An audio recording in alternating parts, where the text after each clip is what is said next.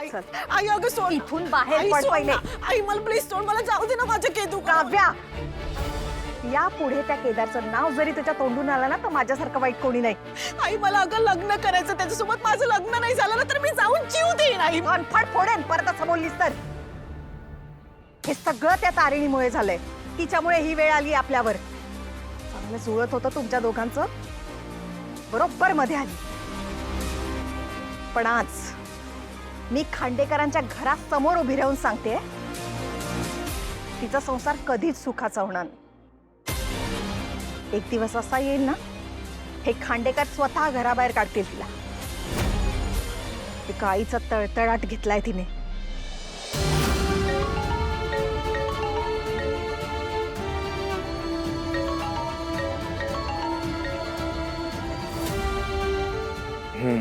Sorry sorry sorry Kedar, मला खूप उशीर झाला इकडनं निघायला, पण मी पोचतेच आहे. नाही ठीक आहे. केदार, सगळं ठीक आहे ना? म्हणजे तुला कोणी काही बोललंय का? नाही नाही, असं काही नाही. खरं खरं सांग, तुझा आवाज असा काय येतोय? तू ये घरी, आधी आल्यावर बोलूया. तू तू शांत हो बरं, आणि मला व्यवस्थित सांग काय झालंय. तू इथे नाही आहेस हे समजल्यावर तुझी बहीण काव्या आणि मालती आत्ता इकडे आल्या होत्या.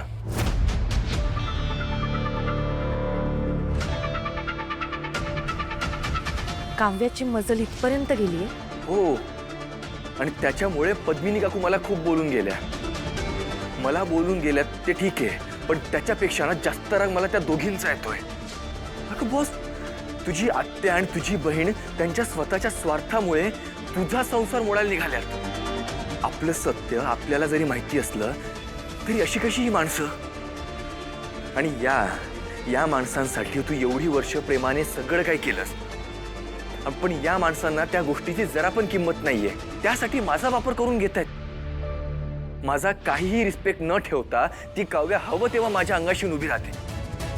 घाण वाटतं मला ते खूप. या सगळ्या गोष्टींचा त्रास मला होत होता तोपर्यंत ठीक होतं, पण आता ह्या सगळ्या गोष्टींचा त्रास तुला होतोय हे मला नाही चालणार. काव्याचं ठीक आहे, ती लहान आहे, पण आत्याला तरी कळायला हवं ना. आता शांत बसून नाही चालणार आहे. पाणी नाकापर्यंत आलंय, ते डोक्यावरून जाऊ नाही द्यायचं आपण. त्यांना वेळीच समज द्यायला हवी. म्हणजे काय करणार आहेस तू? तू टेन्शन घेऊ नकोस, मी बघते काय करायचं. बाय. Hello boss, hello.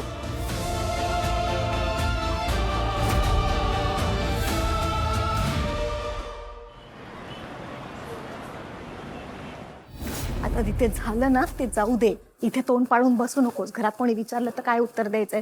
कोण काय विचारणार आहे? कुठे गेला होता दोघी? हिला काय काय घ्यायचं होतं काव्याला म्हणून गेलो होतो ग बाजारात. दुसरं काही नाही. बघू काय घेतले बघू. काही आवडलंच नाही तिला तर मग काय करणार? आलो सरळ. खांडेकरांच्या बाजारात काही मिळालं नाही?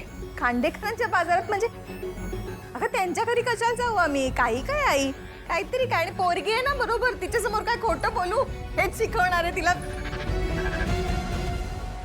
तारिणी तू इथे?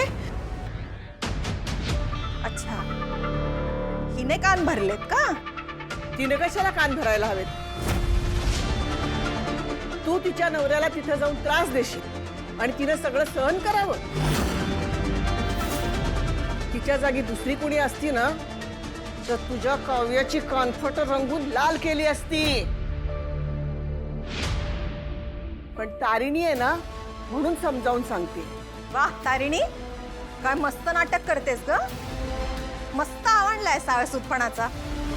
माझ्या काव्याचं आयुष्य उद्ध्वस्त केलंस आणि वर इथे आलीयस मीठ चोळायला तिच्या जखमेवर. लाज नाही वाटत तुला? कशाला लाज वाटेल तिला? तिनं प्रेम केलं म्हणून? तिनं केदार बरोबर लग्न केलं म्हणून? की तू तुझ्या मुलीसाठी बघितलेली सगळी स्वप्न तारिणीच्या नशिबी आली म्हणून तिला लाज वाटायला हवी?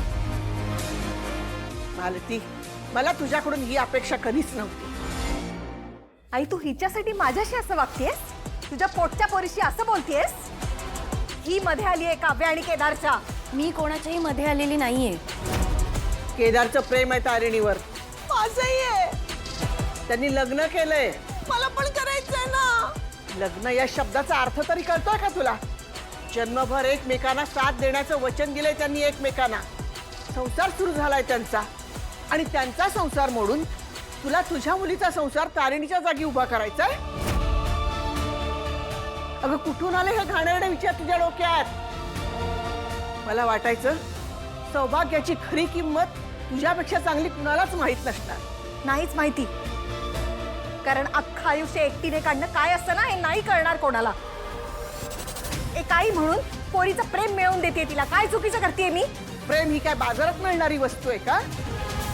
खांडेकरांच्या घरी जाऊन गाजराचा हलवा दिला आणि घेतलं विकत.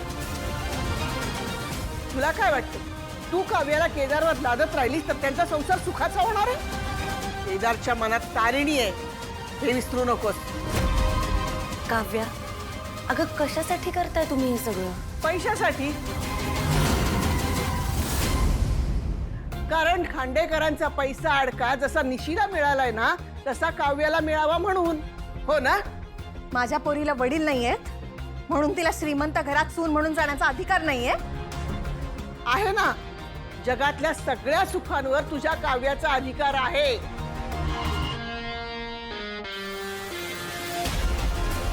माझ्या तारिणीचं सुख ओरबाडून घेण्याचा अधिकार घरातल्या कुणालाच नाही हे लक्षात ठेवायचं. अगं तू एक बाई आहेस, एका मुलीची आई आहेस, तरी सुद्धा दुसऱ्या मुलीचा संसार मोडण्याचा विचार तुझ्या मनात येऊच कसा शकतो? केदार सारख्या चांगल्या मुलाचा वापर करायचा प्रयत्न केलास तेही फक्त पैशांसाठी. सारखी स्वार्थी मुलगी माझ्या पोटी जन्माला आली आहे याची मला लाज. सुमी, सुमी, सुमी, तू शांत हो. चल ये बस बरं इथे बस. नाही नाही नाही, मला काही झालेलं नाहीये. सुमी, तुला चक्कर येते, तू बस बरं इकडे. एवढी हलक्या काळजाची नाहीये मी. तशी असते ना तर या घरातल्या लोकांच्या स्वार्थामुळे ना कधीच देवाघरी गेले असते. सुमी, काव्या, काव्या याद राख, याच्या पुढे केदारकडे वर नजर करून सुद्धा बघायचं नाही, नाहीतर माझ्यासारखी वाईट कोणी नसेल. ऐक ना ग. नाही तारिणी, त्यांना समज देणं गरजेचंच आहे. अगं ज्या घरात आपल्या 2 लेकी आणतायत त्या घरात जाऊन त्यांनी बेलसऱ्यांची आबरू वेशीला टांगली. शी शी शी शी, लाज आणली या मालकीनं मला.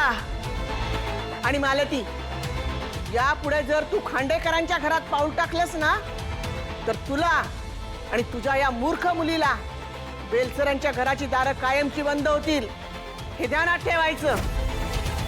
सुमी, बास झालं ग. ये इथे बस बरं तू. तारिणी, एक गोष्ट लक्षात ठेव बाळा, आज वसुधा नाहीये पण तुझ्या आणि केदारच्या पाठीशी ही सुमी जिवंत असेपर्यंत खंबीरपणे उभी राहील.